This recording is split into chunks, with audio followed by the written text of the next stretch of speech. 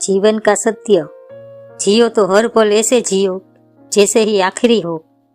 रमेश की दिल्ली में एक छोटी सी दुकान थी। इसी दुकान में रमेश साइबर कैफे चलाता था। रमेश की शादी को अब 10 साल पूरे हो चुके थे, साथ ही एक बच्चा भी था। लेकिन जिंदगी में अब पहले जैसी रौनक नहीं थी। सुबह उठो, बस लग जाओ पैसे कमाने में। जिंदगी अब बहुत व्यस्त हो चली थी। एक दिन रमेश जब दुकान पर गया तो सोचा कि आज मैं शाम को थोड़ा जल्दी घर जाऊंगा। रोजाना रमेश 10 बजे दुकान बंद करता था, लेकिन आज 7 बजे ही दुकान बंद करके चल दिया। मन में सोच रहा था, आज पत्नी से खूब बातें करूंगा, खाना खाने बाहर जाएंगे, थोड़ा मन ही बहल जाएगा। रमेश जब घर पहुंचा तो श्रीमती उनको देखकर बड़ी खुश हुई। इस समय श्रीमती टीवी पर एक सीरियल देख रही थी। रमेश ने सोचा कि जब तक ये सीरियल खत्म हो, क्यों ना कंप्यूटर पर मेल चेक कर लिया जाए। बस यही सोचकर रमेश कंप्यूटर खोलकर बैठ गया। थोड़ी ही देर में श्रीमती ने टेबल पर ही चाय भी ला दी। रमेश चाय पीता हुआ दुकान का कुछ काम करने लगा। मन में बहुत खुशी थी कि अभी थोड़ी देर में बीवी से बात करूंगा और खाना खाने बाहर जाएंगे।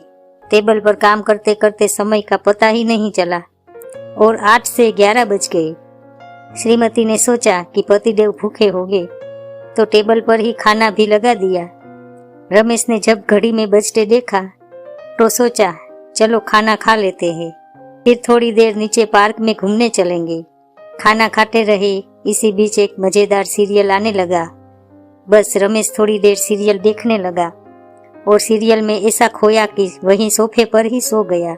अचानक थोड़ी देर में आंखें खुली तो आधी रात हो चुकी थी। श्रीमती भी बेडरूम में आराम से सो चुकी थी।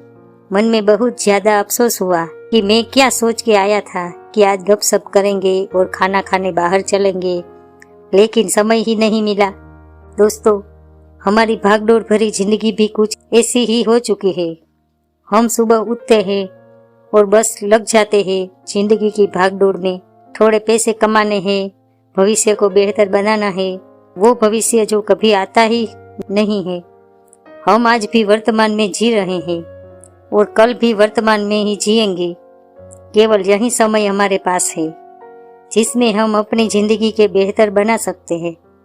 ना बीते समय पर आपका अधिकार है और ना ही आने वाले समय पर, लेकिन वर्तमान पर आपका पूरा अधिकार है। जिंदगी जी भर के जियो यारो, क्या पता कल हो ना हो।